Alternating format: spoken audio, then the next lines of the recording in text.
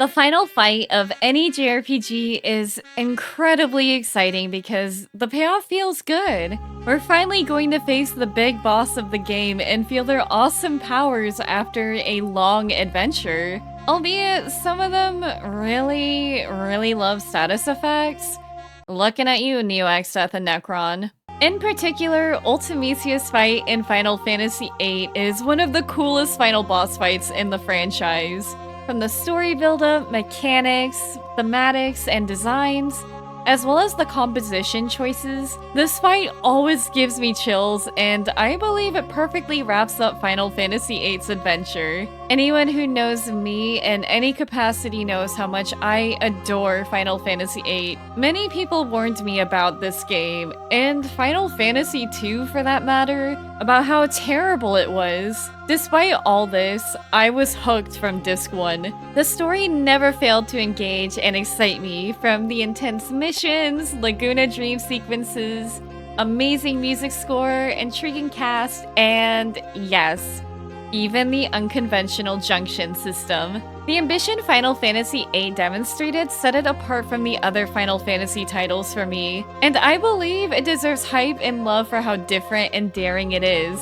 Therefore, we need to talk about Sorceress Ultimecia's demonstration of power because let's face it, it's damn cool. Hello everybody, if we haven't met before, I'm Juunibug, and if we have met before, I'm still Juunibug. Final Fantasy VIII has crawled its way up to contest Final Fantasy X as one of my favorite Final Fantasies ever. I can talk about it forever and never tire of it. So if you like the video, be sure to like, subscribe, and check out my Twitch channel. Leave a comment about your favorite Final Fantasy boss fight or what you love about Final Fantasy VIII. Let's hop into the video.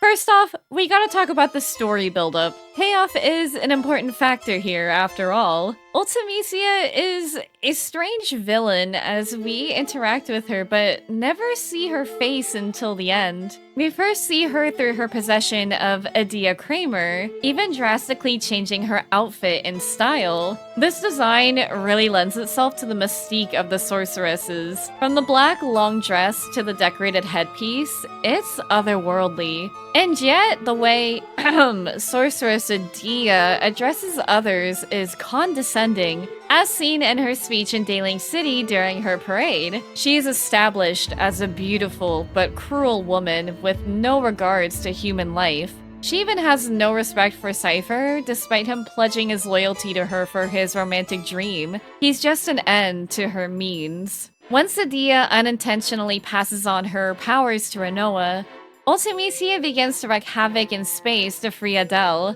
another sorceress to use to further her goals as the Lunar Cry, an event of which monsters rain down from the moon onto the earth, continues. We are unable to help Rinoa and can only watch as she is in a coma, only to wake to have no control of herself. It's quite distressing, especially for Squall, who has grown to care about her. Well then, so how are we supposed to fight this sorceress from the future who can freely travel across time and possess other sorceresses? She is an ominous threat that walks the continent. It's thanks to Laguna's plan that we are able to find a way to actually take the fight to Sorceress Ultimecia. With Alone and Rinoa's help, the plan is initiated and time compression begins. Thus, we enter her castle.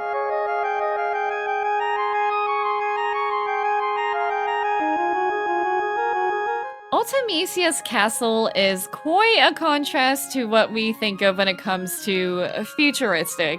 It's antiquated compared to the present we live in terms of the game itself, especially the strange city of Estar. She's a woman of indulgence as she sits in this large castle filled with ornate and expensive trinkets and heirlooms, with only herself to enjoy them. I think her castle does a great job of reflecting her character further. One of the main gimmicks of this final dungeon is that we do not have our abilities.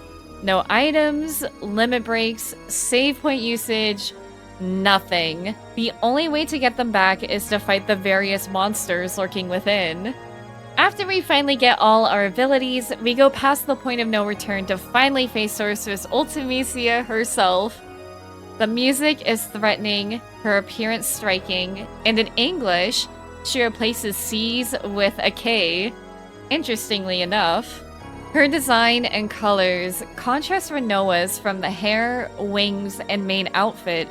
It's also worth comparing Adia and Ultimecia's designs, as Ultimecia is the one who changes Adia's motherly and plain appearance. And girl, she is a confident woman because that plunge line is deep. You go, Ultimecia. Why is this payoff so important? It's crucial to have a compelling villain. And I think Ultimecia, being a mysterious and seemingly untouchable being, was exciting. And her boss fight lives up to that buildup created. It does not disappoint. So how about we get into the boss fight itself?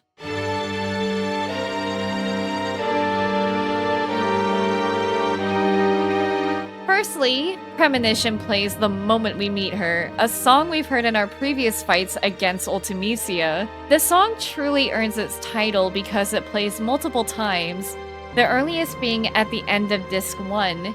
It creates suspense and unease in every fight from the parade, all the way to fighting the sorceresses throughout time.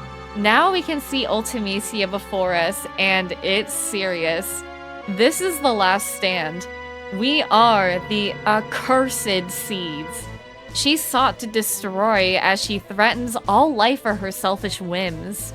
The fight starts off with something very unexpected yet befitting of Final Fantasy VIII.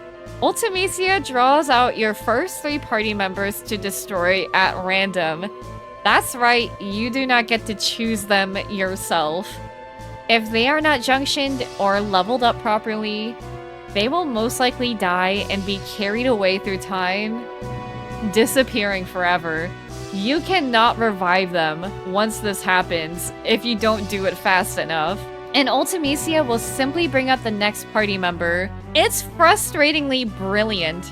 We are in her castle, in her time period, and at her mercy, from stripping away our abilities to forcing our party members out that we may not have used as much. This first phase otherwise is pretty standard with the spells that she casts, but she can inflict a curse status effect to prevent limit breaks, which, let's be real, we were all either using aura or trying to sit in critical HP to spam them. Then the second phase begins as she laughs maniacally and declares that she will make us suffer. We then see Griever manifested, the lion from Squall's ring that he gives to Renoa. Once a sign of bravery and hope, especially as Renoa holds onto it during what she thinks are her final moments in space. It is now Ultimecia's strongest guardian force as she manifests the concept into existence from Squall's mind. Let's actually take a closer look at Griever's design. It bears the silver cross design across its chest, and the tail resembles the bottom point of the emblem. It retains its silver color and texture, interestingly enough. The color schematics of course resemble Ultimecia, although the main color of Griever is black with red accents. The winged lion really ties in that this is Ultimecia's GF now. This final dungeon and fight is meant to make us feel powerless, losing our agency. Griever even begins to either draw or blow away our magic, a mechanic we have used throughout the game to strengthen ourselves. Once Griever draws that magic, he uses it. If it's a cure spell, he'll use it on himself. Otherwise, he will attack the party. Griever can also cast Doom, which I personally always hated. As we whittle down Griever's HP more and more, the ground begins to shake. There's no cast animation yet, just more dread for whatever this guy is going to unleash. The song changes to the legendary beast, playing frantic violins and immediately dropping to a darker sounding beat and tone. I don't need to tell you guys, but Uematsu is a genius as always. I only wish I was more musically inclined to analyze all these songs in depth because the power this song exudes is beyond belief. You really believe that Griever is the strongest GF in all of creation. Maybe not even believe, but it's fact. A thought once in Squall's mind continues to stand against us. A declaration that we will see Griever's true power is made.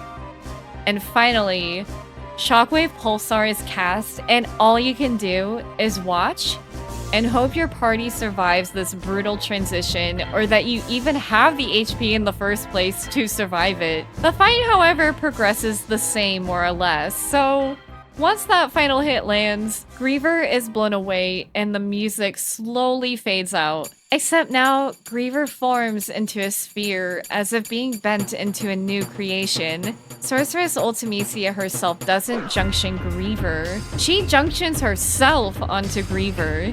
You hear the intro of the next song, Maybe I'm a Lion, with the heavy and dark instrumentals that immediately tell you that this form of Griever is stronger than the previous. Ultimecia resides within Griever, with her face visible, as it appears to become a quadrupedal predator. The head also seems to have a similar silhouette to Ultimecia's because this is her junction after all. After inflicting enough damage, it loses its lower body but continues to slash fiercely at us, like a wild animal that refuses to give up. Ultimecia continues to try to dispel any buffs you put on your own party. One very important thing to note, this form of Griever and Ultimecia combined is so strong that it will instantly kill any GFs that you summon, earning its title as the strongest GF in all of existence, and again, rendering a part of the core gameplay futile so you can't hide behind them as a shield. As Griever dies finally, and lets out a final roar, Ultimecia struggling as it disintegrates. The world is engulfed in darkness. Eerie sound effects are heard, and we also, as the player, hear those familiar lyrics.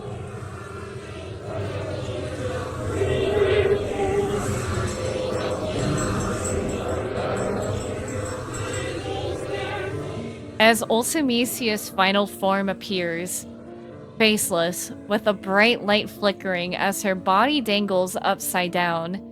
She's absorbing time and space, which is further shown in her model. This is the final phase, and it's incredible.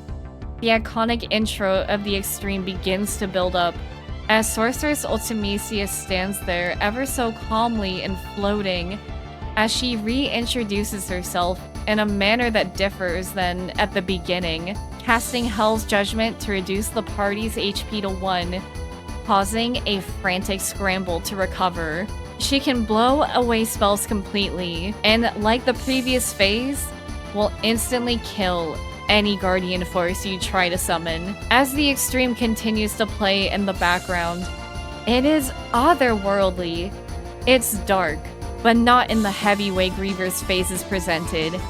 It's a perfect theme for Sorceress Ultimecia as it captures the mystique and power she emanates. This truly is one of the best tracks in a Final Fantasy game, in my opinion. Ultimecia casts her strongest spells, but as you wither her down, she begins to monologue with despair that her plans cannot be stopped, drawing Apocalypse from her lower body as she prepares to cast it. However, once you get that final hit, she explodes.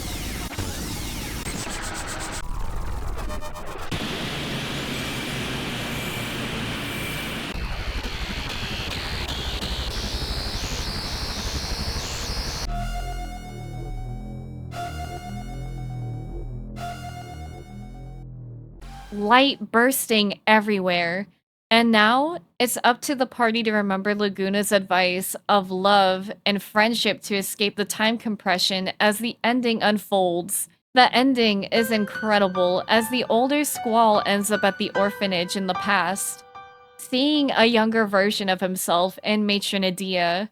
We see Ultimecia appear and how she came to pass on her powers, as she cannot die until she does.